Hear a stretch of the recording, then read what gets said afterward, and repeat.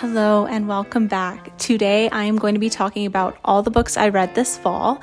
Without further ado, let's get into it. So starting with September, the first book that I finished is The 4-Hour Workweek by Timothy Ferriss. So this is like a business book. It's a personal kind of self-help book. I would say it's more on the business side. Essentially, this author is kind of talking about how to decrease the quantity of work while increasing your quality of work, how to create a better work-life balance, and essentially how to do your work remotely so that you can spend more time at home with your family and friends, and then also travel if that's something that you want to do. So I really enjoyed reading this book. I thought it was really, really well written. And it was quite organized for a business book, which I appreciate. So it was nice to be able to go back and look in certain sections. This book is really good for anyone looking to somehow remove themselves from their office setting and do work remotely for whatever reason that is. I think that a lot of people can attain this. And so having a book that kind of talks about the steps to do that and how to create a business where you can kind of balance your life and work at the same time is really helpful to a good majority of the people. So this book was really good. I don't rate it because it's a business book. So if that's something you're interested in, I would definitely recommend it. And then next books I read. So I read The Housemaid by Freida McFadden in August. So I actually ended up finishing this series in September. So I read the second book, which is The Housemaid's Secret, and then I read the novella, which is called The Housemaid's Wedding, and then I finished off the series with The Housemaid is Watching. So the second book, The Housemaid's Secret, I gave 4 stars. I didn't love this book as much as I loved the first book. The first book was 5 stars for me. The Housemaid's Secret is 4 stars. I kind of thought it would be a little bit different compared to the first book, but it kind of followed the same plot line as the first book with just a couple different things. So for me, that was a little bit disappointing. I just felt like it could have been a lot different, and it really wasn't. It was just a different household that she was working in, and besides that, there was a couple minor differences, but overall it was very similar to the first book. So as much as I really enjoyed the plotline of the first book, I didn't necessarily want to reread the same thing in the second book. And then the novella, I gave 3 stars, The Housemaid's Wedding. It was cute, it was short, it was sweet. I thought it definitely kept me on the edge of my seat, but because it was a novella and it was really short, it wasn't the best thing I've ever read. So 3 stars. It was good, but you could definitely skip it if you were reading the series. But I do think it is a good addition to read if you choose to pick up the series. And then the final book in the series, The Housemaid is Watching. I didn't really enjoy this book as much either. I ended up rating this book 3.75 stars. I was a little bit bored reading this book. This follows our main character a lot later on in life. She is now married and she has kids, so she's in a different stage in her life compared to the first 2 books in this series, which was a nice change. However, I just kind of felt that the plot line was a little bit boring and it deals with kids, so I wasn't the biggest fan of that. I don't really like reading about the kids in a thriller. It makes me feel a little bit like what's gonna happen. I don't want anyone to get hurt. So for me, it was not my favorite, but it was fine. If I'm going to recommend the series, I'm going to recommend the first book because I absolutely loved it. If you choose to continue on with the series, you can. I wouldn't say that you have to, though. I feel like for sure read the first book and see how you feel about it, but the rest of the series, it kind of goes downhill from there. Okay, the last book I read in September was The Lantern of Lost Memories by Sanaka Hiragi.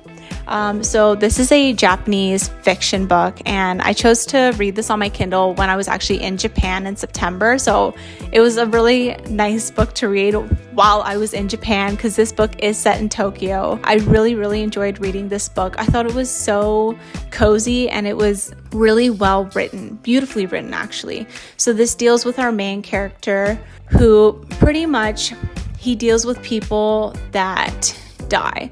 So when someone dies, they end up coming to his camera store and basically he oversees them picking photos from their life to go through before they move on. And so he is kind of helping people accept that they're no longer alive and they're going to move on, and helping them kind of revisit those lost memories that they held dear when they were alive. So I thought that this was really, really well written, and it deals with multiple people dying. It's not just one character. So I also like that we get a glimpse into different people's lives and the different timelines. We have different ages, and our main character is so likable, and he has a little bit of a mystery of his own that we're trying to figure out. He can't really remember anything about his life, and so he's trying to see if anyone that he meets in passing knows him, because he has no recollection of who he is or what he did before. So I really liked not only reading about all the memories and everything that these people went through, but also having the mystery of us trying to figure out what happened to this guy and why can't he remember. So I thought the reveal at the end was so good. It made me tear up a little bit. It was just really well written. It was so sweet, and I would definitely recommend this book if you're into like the Japanese fiction, into a cozy fiction, and you just like a nice character study. I think this book is really good. And then diving into October, I did read Beautiful Ugly by Alice Feeney. This book follows, I can't even really remember because I didn't really like it that much. Okay, so this book is pretty much about author Grady Green, who loses his wife.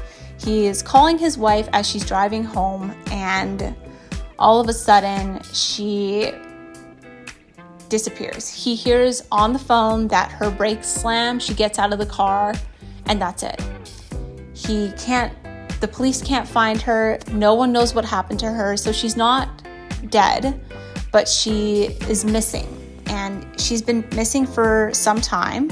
So a year later, Grady is still kind of wanting to find out what happened to his wife that night, and he's still not able to really move on from that night. He is kind of in a lull. He can't sleep. He is not able to write anymore. And so his manager is like, you know what? Let me send you to this place on this island. It's quiet. You can try and write there because we need you to come out with a book, and your wife isn't coming back. So you need to do what you can to heal, but we also need a book. So he's like, okay, fine. He ends up going to this island, and while he's there, he sees someone that looks a lot like his wife. So that's kind of the premise of this book, and we're following him trying to write this book, trying to figure out what's going on this island and who that person is. Is that his wife, or is it someone that just looks like it? Is he going crazy? Is he actually seeing what he's seeing? So yeah, this book was definitely eerie, but I don't think this is Alice Feeney's strongest book at all. I really enjoyed Rock, Paper, Scissors by her. I loved that book. That one gave me chills. This one, it was okay. I just found it a little bit weird, and I wasn't very attached to the main character. I never really felt all that bad for him. Like, it was hard to get attached to him and feel for him. And the way that the story escalated and the plot went, it was hard for me to really connect to any of the story and be super intrigued to figure out what happened. So it was fine. It was nice to read in October. I don't know if I'd recommend it. If you do like mystery thrillers, I would recommend it. I gave it 3 stars, so it wasn't terrible. It's just not one that I really remember anything about. So yeah, do with that what you will. I ended up reading quite a bit of Throne of Glass in October. So I believe I read the first 4 books, including the novella. And I did post part 1 on my YouTube video already. So if you guys haven't seen that, I'd recommend going there because I give all of my thoughts on all the first 4 books. And I really enjoyed them so far. So I'm not done it yet, but I'm getting there, and my star rating for that ranges between, I would say, a 4 and a 5. The next book I read in October was House of Salt and Sorrows by Erin A. Craig. So I gave this book 3 stars.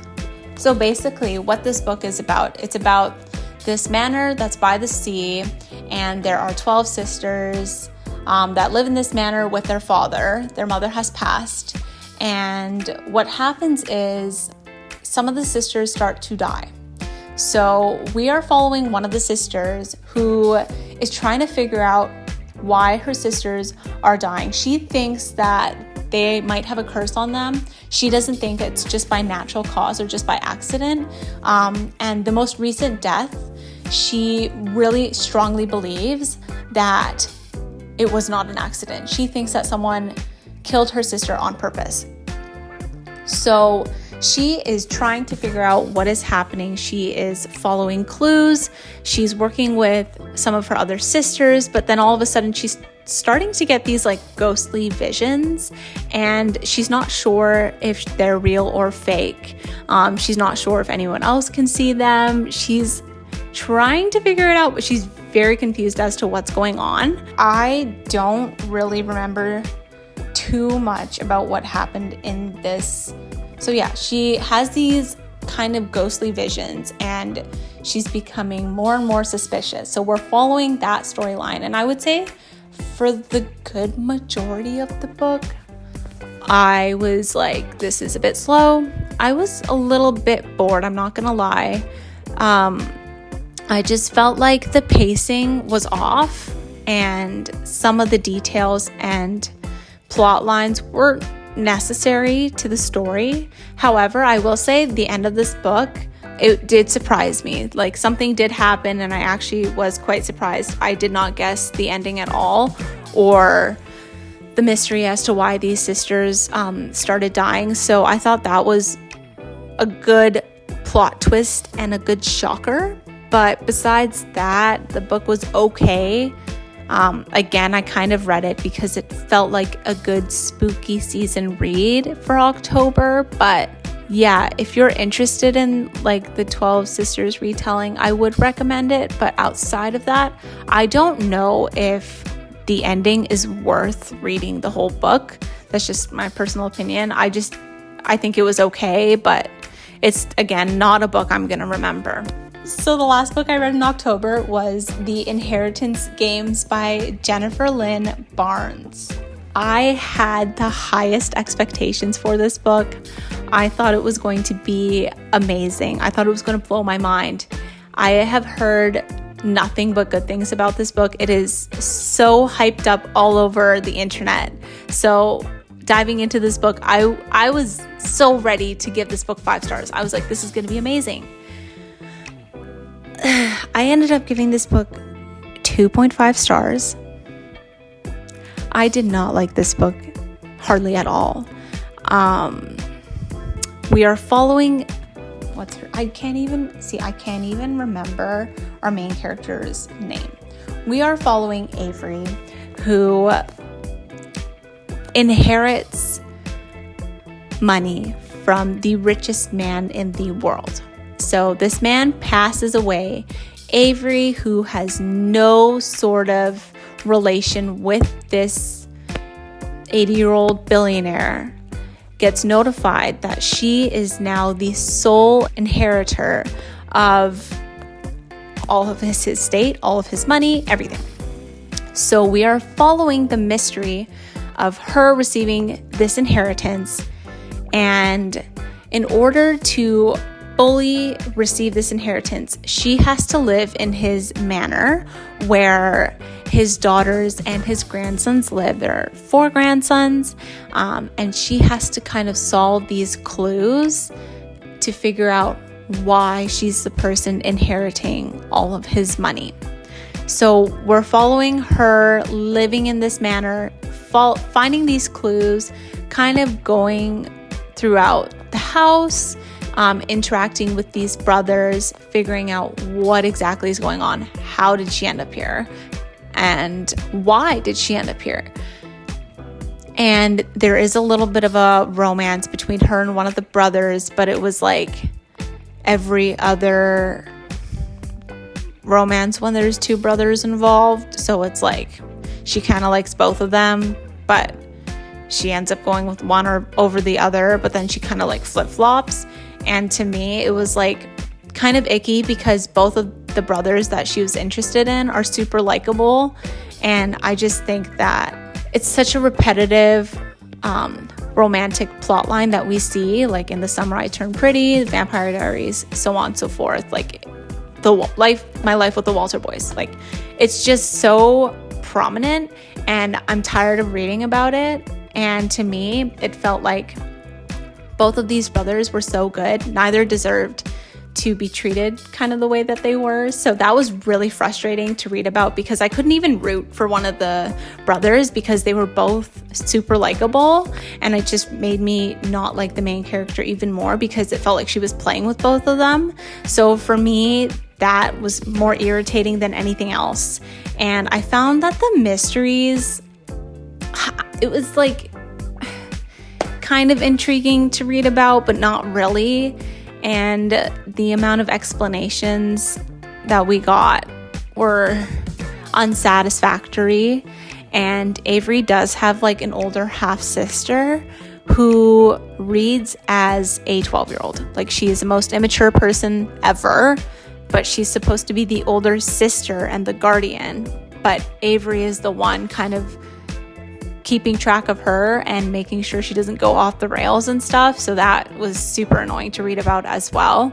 And just overall, I didn't really care for the storyline. I just kind of feel like it fell flat, and a lot of the relationships were poorly developed and irritating. I mean, besides the mysteries, like trying to figure out why she received this inheritance, it was really hard to get through.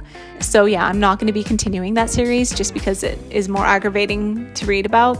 And so that's all the books I read in October.